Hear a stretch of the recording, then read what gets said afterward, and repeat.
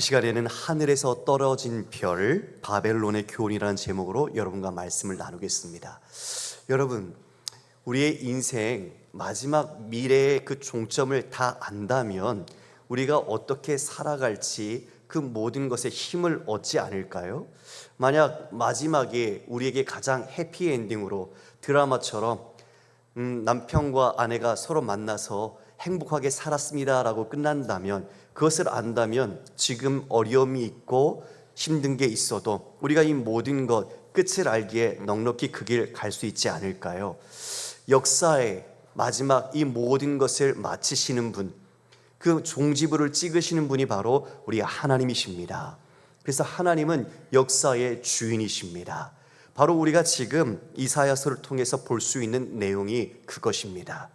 우리는 한날 한날을 한 점을 찍듯이 살아가죠.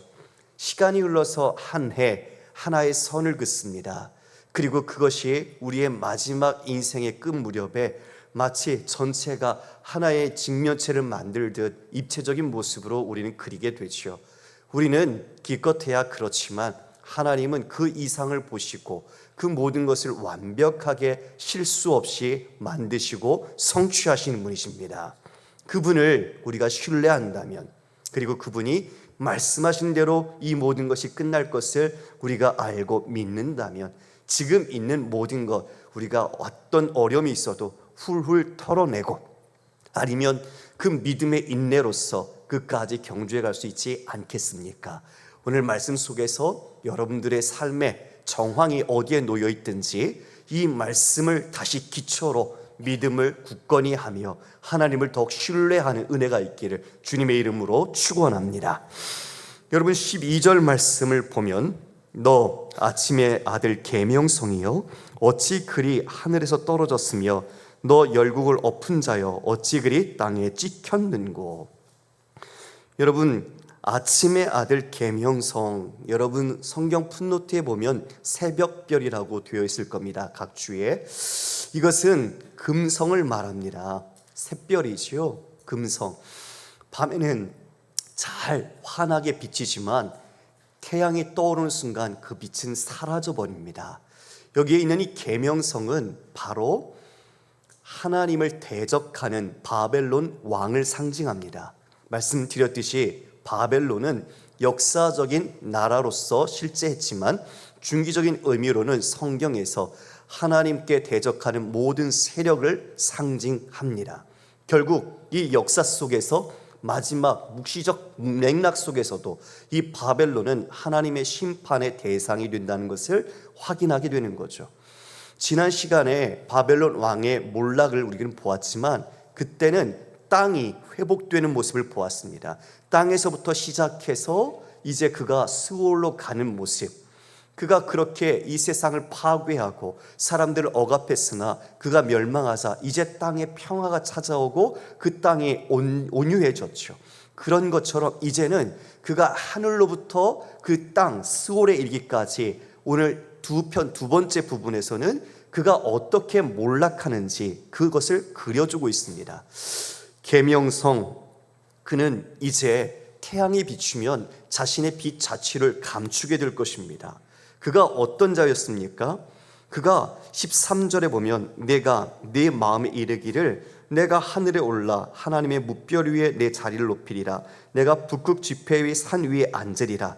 가장 높은 구름에 올라 지극히 높은 이와 같이 같아지리라 하는도다.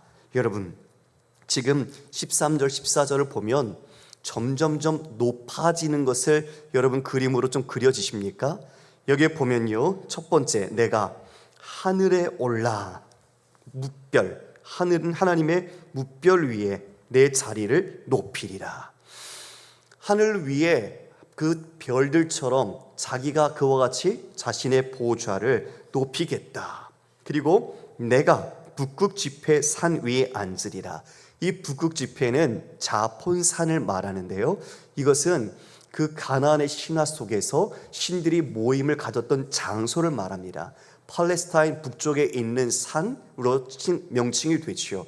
지금 그 신들이 모이는 곳에 자신이 신의 반열처럼 높아지겠다고 이야기를 한 겁니다. 14절에는 높은 구름 위에 올라가지요. 그리고 마지막 절에 보면 14절 하반절에 지극히 높은 이와 같이 같아지리라. 하나님과 같이 내가 높아지겠다고 말합니다. 13, 14절에 주어가 다 내가입니다. 내가 높아지겠다, 내가 올라가겠다, 내가 그와 같이 되겠다. 여러분, 이게 바로 교만의 상징입니다. 내가 높아짐, 그 모든 하나님과 같이 이 모든 만물을 다스리는 권세를 얻고자 하는 것, 하늘에 숭배받는 별들처럼 내 자신이 스스로 높아지는 것, 바로 이 모든 것이 바벨론 왕 계명성이 가지고 있는 교만의 특징이었죠. 그런데 그가 어떻게 되었습니까? 12절에 보니까 그리 하늘에서 떨어졌으며 내 열국을 엎은 자 네가 어찌 그리 땅에 찍혔는고. 샛별이 태양이 뜨자 빛이 사라지듯 그가 하늘에서부터 떨어졌게 됐고, 통나무가 도끼에 찍히듯이 그가 그와 같이 찍혀서 땅에 박히게 된 모습을 나타내고 있는 거죠. 일순간에 모든 것이 나락으로 떨어지는 지금 이 바벨론 왕의 운명, 그리고 하나님을 대적하는 세력의 운명을 이야기해 주는 겁니다. 여러분, 교만은 자신이 스스로 높이는 겁니다. 자신의 능력을 절대시하고 자신을 과시하고, 그래서 자신을 과대평가하면서 다른 사람들을 자신의 아래에 두기 시작하고, 다른 사람들의 의견을 듣지 않고요, 자신의 판단에 따라서 행하죠. 모든 그것의 가장 중심은 그 마음에 하나님을 두지 않는 겁니다. 곧 하나님처럼 자신이 되는 거죠. 에덴 동산에서 아담과 하와가 했던 것처럼 자신이 스스로 하나님과 같이 되고자 하는 것이 바로 이 모든 인류가 하나님께 도전했던 교만의 죄악입니다. 교만은 모든 죄악의 뿌리입니다. 그리고 모든 영적 생활의 장애물입니다. 그래서 교만한 자는 결코 하나님의 은혜를 누릴 수가 없습니다. 그 교만이 종교적 안에도 자리할 수 있습니다. 그렇게 종교적 안에 자리 잡을 때 교만은 자기 의로 드러납니다. 겸손이 아니라 하나님 앞에서 자신이 열심과 섬김을 행할수록, 예배를 할수록 더 높아지는 교만은 다른 사람에게 자기를 나타내는 의로움으로 작용하는 거죠. 우리는 그것을 성경에서 바리새인이나 서기관의 모습을 통해 보았습니다. 11조, 아주 작은 것, 근체, 박하의 11조까지 다 바치지만 그들은 실제적으로는 자신이 배를 채우려고 했던, 기득권을 놓치지 않으려고 했던 모습을 보게 됩니다. 여러분, 우리 또한 교만할 수 있다는 경각심을 먼저 가져야 합니다. 왜냐하면 이런 말씀을 들을 때 우리는 이것은 내 얘기가 아니라고 우리가 먼저 생각하고 들을 때가 많기 때문이죠. 그래서 우리는 이 말씀에 늘 자신을 적용하고 빗대어 보는 것이 너무너무나 중요합니다. 제가 목요일에 방송하잖아요. 방송하는데 그날 한날에 말씀이 있어요. 걔가 도로 뱉은 것을 먹는 것처럼 미련한 자는 거듭 미련한 것을 행한다라는 그런 말씀을 같이 나눴는데, 우리 애청자 한 분이 문자를 주셨어요. 이 말씀이 우리 남편이 들었으면 좋겠어요. 남편분이 뭔가 속을 썩이나 봐요. 그죠? 그게 그러면서 이런 얘기를 나눴네요. 말씀은 내게 적용하는 것이지 다른 사람에게 적용하는 것이 아닙니다. 우리가 자칫 말씀을 들으면 이거는 나랑 상관없는 이야기, 이거는 들어보니 이거는 우리 집사람이 들어야 돼, 우리 아내가 들어야 돼, 아니면 남편이 들어야 돼, 이런 식으로 다른 사람을 향해서 이 말씀을 우리가 적용해서는 결코 안 된다는 거죠.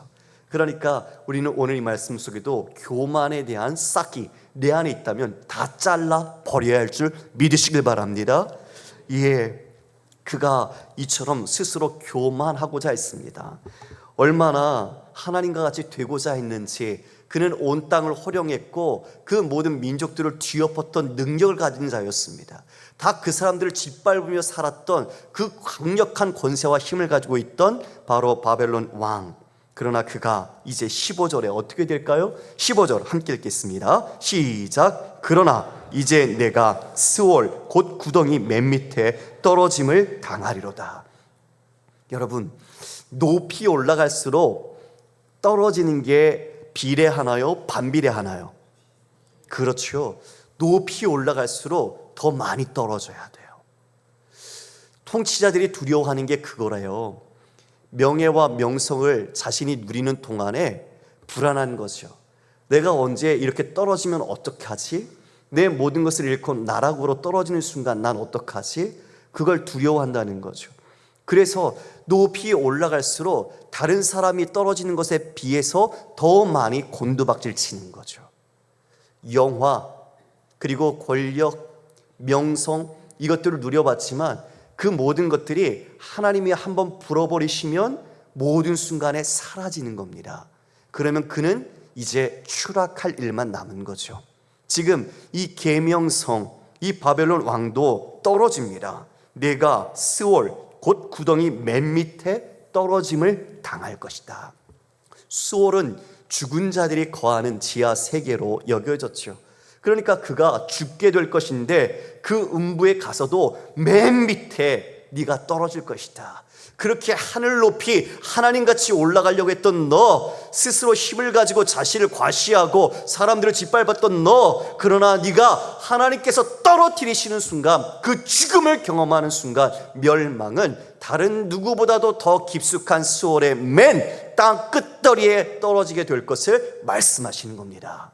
여러분, 심판이 이와 같이 무섭죠. 교만할 때는 다른 사람이 눈에 들어오지 않습니다. 자기가 왕이니까요. 자기가 주인이니까요. 그러나 이제 자신이 떨어지기 시작하는 순간 자신의 모습을 보기 시작하죠. 그런데 늦었어요. 죽음은 다시 무언가를 할 수 있는 기회가 없습니다. 살아있을 때, 심판 당하기 전에 회개할 기회가 있을 때 돌이켜야 하는데 그 기회를 잃으면 더 이상 돌이킬 그 기회를 얻지 못하게 되는 거죠. 지금 수월의 맨 바닥으로 떨어집니다. 이에 그 모든 사람들이 그를 보면 뭐라고 조롱할까요? 16절입니다. 너를 보는 이가 주목하여 너를 자세히 살펴보면 말하기를 이 사람이 땅을 진동시키며 열국을 놀라게 하며 세계를 황무하게 하며 성읍을 파괴하며 그에게 사로잡힌 자들을 집으로 놓아 보내지 아니하던 자가 아니냐 하리로다. 이게 자신의 손에 이 세상 민족들을 쥐고 쥐락펴락 했던 사람이에요. 그 절대 권력자 같이 그 모든 능력을 행했던 사람. 그런데 그를 보니 야, 이 사람 이렇게 땅을 진동시키며 열국을 놀라게 하고 세계를 황무게 하며 사람들을 붙잡아 포로로 잡고 놓아주지 않던 자가 지금 어떻게 되었느냐? 수월 구덩이 맨 밑바닥에 처박혔구나. 조롱의 노래를 하게 되는 거죠. 여러분, 우리는 이런 부분에서 우리 스스로의 모습 속에 늘 두려움과 경각심을 가지게 됩니다. 늘 승승장구하는 삶만이 있는 게 아니에요. 그렇죠? 예, 저는 아직 오랜 삶을 살지 못했지만 더 연배가 많으신 어르신들의 이야기를 들어보면 그 한때 자신이 더 잘 나갔다고 이야기할 수 있는 그때 어떻게 보면 매일 올라가고 더 사람들에게 인정받고 자신이 원하는 듯 뜻이 펼쳐지고 구현되던 그때가 짧더라는 거죠. 짧더라는 것. 그런데 그게 전부인 것처럼 판단하고 사는 순간 교만에 빠지게 되는 겁니다. 그래서 도리어 늘 올라갈수록 스스로를 돌아보며 겸손해야 하는데 겸손하지 못한 자는 마지막 그 모든 관계가 사람들과의 파멸로 끝나게 되는 것을 보게 되죠. 세상이 요즘은 갑질한다고 합니다. 누구는 금수저로 태어나고 누구는 흙수저로 태어나서 신분이 있는 것처럼, 그래서 그 아래서 어떤 상황의 구조, 그 질서, 그리고 그것이 마치 어떤 통치와 경영과 그와 같은 자신의 권력으로 작용하는 모습이 현대사회 안에서도 보여집니다. 그런데 그것이 오래지 않는다는 거죠. 떨어질 날이 있다는 거죠. 지금 이처럼 이 열국을 쥐고 펴던 이 세상에 영웅이라고 일컬을 수 있는 자도 이처럼 이 모든 것을 잃어버리고 떨어지게 됩니다. 결국 그는 어떻게 됩니까? 18절에 보니까 열방의 모든 왕들은 모두 각각 자기 집에서 영광 중에 작업만은, 여러분 이건 집은요 무덤, 왕릉을 말합니다. 그러니까 이 열방의 왕들은 다 자신의 죽음, 장례식에서 화려한 왕릉이죠. 그리고 그 무덤에서 이제 쉬고 안식을 취하지만 그는 어떻게 돼요? 그렇지 못하는 거죠. 오직 너는 자기 무덤에서 내쫓겼으니 가증한 나무가지 같고 칼에 찔려 돌구덩이에 떨어진 주검에 둘러쌌으니 밟힌 시체와 같도다. 여러분, 죽은 자에게 있어서 가장 모욕은 시체가 안장되지 않고 밖에 버려지는 겁니다. 지금 이 글을 읽는 히브리인들은 충격을 받죠. 왜냐하면 전쟁에서 죽은 자가 그와 같이 독수리나 개에게 먹이는 것은 가장 불명예스러운 모독이었습니다. 시체를 모독하는 거죠. 그러니까 이 왕이 죽었는데 적군이 이 왕을 어떻게 해요? 버려버리는 거예요. 나뭇가지처럼 버려서 자신과 함께 죽은 병사들 사이에 묶여서 썩어가고 있는 겁니다. 그런데 짓밟힙니다. 천하를 호령했던 왕이 그 모든 것을 잃어버리고 모독을 당하고 있는 모습, 조롱과 이 모든 악의 모습 속에서 마지막 심판의 모습이 얼마나 비참한지를 보여주고 있는 것이죠. 내가 내 땅을 망하게 하였고 내 백성을 죽였으므로 그들과 함께 안장되지 못하나니 악을 행하는 자들의 후손은 영원히 이름이 불려지지 아니하리로다 할지니라. 아무리 악하고 그리고 실수하고 사람들에게 인정받지 못해도 그 지도자가 죽으면 사람들은 불쌍히 여기는 게 일반적입니다. 그러니까 참 저 사람 안 됐어. 그렇지만 그 사람을 애도하고 그 사람에 대해서 슬퍼하는 마음을 가지는데 백성들조차 그리고 자기의 후손들조차 환영받지 못하는 죽음을 당하는 거죠. 왜요? 자신의 권력을 위해서, 자신의 이름을 위해서 그 백성들을 죽였거든요. 자신의 욕망을 채우기 위해 그 백성들을 수단으로 삼았고 나중에 백성들은 깨달았죠. 이것이 악한 원수들을 맞서서 싸우는 게 아니라 지금 자신의 통치자가 이와 같은 권력과 야망과 교만에 눈이 멀어서 이 땅을 짓밟기 위해 자신들이 동원되었고 자신들조차도 그의 수단과 도구로 죽임을 당했다는 것을 알 때 분노에 휩싸이게 되죠. 그래서 그 악을 행하는 자들의 후손은 영원히 이름이 불려지지 아니할 것이다. 백성들의 억울한 죽음 그리고 그 후손들이 이와 같이 그를 원망하는 것, 그 모든 것이 이 왕의 마지막 모습 속에 결론 지어지는 겁니다. 인생 헛살았죠. 아무리 세상에서 권세와 영화를 누렸어도 마지막 말로가 너무너무 비참하죠. 여러분, 그래서 우리는 한날 한날을 하나님 안에서 겸손하게 그리고 하나님의 말씀을 따라 사는 것이 중요합니다. 그것이 지혜자의 모습이죠. 지혜자는 배웁니다. 하나님의 말씀을 듣습니다. 그리고 겸손히 행합니다. 그러나 교만한 자는 배우지 않습니다. 듣지 않습니다. 하나님이 없기 때문입니다. 우리 21절 함께 읽어볼까요? 시작. 너희는 그들의 조상들의 죄악으로 말미암아 그의 자손 도륙하기를 준비하며 그들이 일어나 땅을 차지하여 성읍들로 세상을 가득하게 하지 못하게 하라. 하나님께서 군대를 준비시키세요. 그 군대가 이제 그 바벨론의 모든 자손까지 도륙하게 되고 그 자손의 일부가 일어나서 다시 그 땅을 차지하게 하지 못하도록 아예 싹을 뽑아버리십니다. 철저한 심판을 행하게 하시는 거죠. 이스라엘이 범죄했지만 이스라엘에게 남은 자를 허락하셔서 돌아오게 하셨습니다. 다시 그들이 회복할 수 있도록 기회를 주셨습니다. 그런데 이 상징적인 악의 교만한 바벨론은 그 모든 것 뿌리를 다 뽑아버리시죠. 완전한 패망, 완전한 그들의 근절을 통해서 다시 악이 발붙이지 못하게 만드십니다. 22절 23절 우리 함께 읽어보겠습니다. 시작. 만군의 여호와께서 말씀하시되 내가 일어나 그들을 쳐서 이름과 남은 자와 아들과 후손을 바벨론에서 끄으리라. 나 여호와의 말이니라. 내가 또 그것이 고슴도치의 구렬과 물 웅덩이가 되게 하고 또 멸망의 빗자루로 청소하리라. 나 만군의 여호와의 말이니라 하시니라. 22절 23절에는 나 만군의 여호와라는 것을 3번이나 강조하시면서 이것을 내가 반드시 이루겠다라고 말씀내고 계세요. 그러니까 하나님은 실현치 않으시는 분, 모든 말씀대로 반드시 성취하시는 분이심을 이 3번이나 강조하시면서 내가 반드시 하겠다, 그 의지를 천명하고 계시는 거죠. 내가 일어나 그들을 쳐서 이름과 남은 자, 아들과 후손을 바벨론에서 끊어버리겠다. 그리고 그것이 고슴도치의 구렬과 물 웅덩이가 되게 하고 멸망의 빗자루로 청소해 버리겠다. 자, 우리 여성분들은 그래도 청소를 좀 더 많이 하시죠. 물론 남자분들도 하시지만 요즘은 빗자루가 아니라 진공청소기로 하잖아요. 근데 빗자루로 여러분 청소할 때 깨끗이 쓸어 담지 않습니까? 지금 하나님께서 그렇게 청소하시듯이 멸망의 빗자루로 이들을 다 쓸어 담아서 깨끗하게 없애겠다고 말씀하고 계십니다.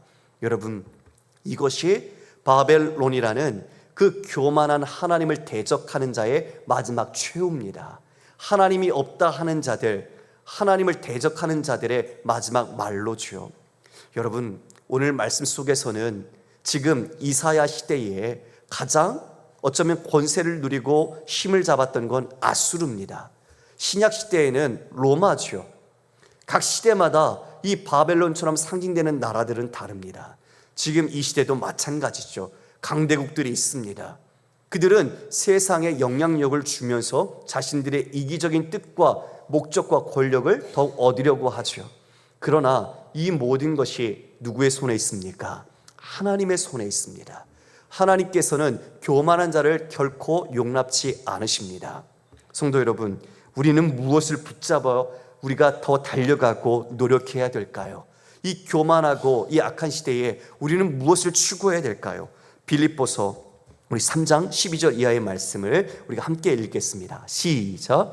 내가 이미 얻었다 함도 아니요 온전히 이루었다 함도 아니라 오직 내가 그리스도 예수께 잡힌 바 된 그것을 잡으려고 달려가노라. 형제들아, 나는 아직 내가 잡은 줄로 여기지 아니하고 오직 한 일, 즉 뒤에 있는 것은 잊어버리고 앞에 있는 것을 잡으려고 표대를 향하여 그리스도 예수 안에서 하나님이 위에서 부름의 상을 위하여 달려가노라. 우리도 힘씁니다. 우리도 위를 바라보며 우리도 노력합니다. 그런데 바벨론의 왕처럼 자신을 높이기 위하여 노력하고 추구하고 달려가는 게 아닙니다. 하나님께서 예수 그리스도 안에서 우리에게 주신 그 부름의 상을 위하여 우리는 그 온전한 것을 잡기 위하여 달려가는 거죠.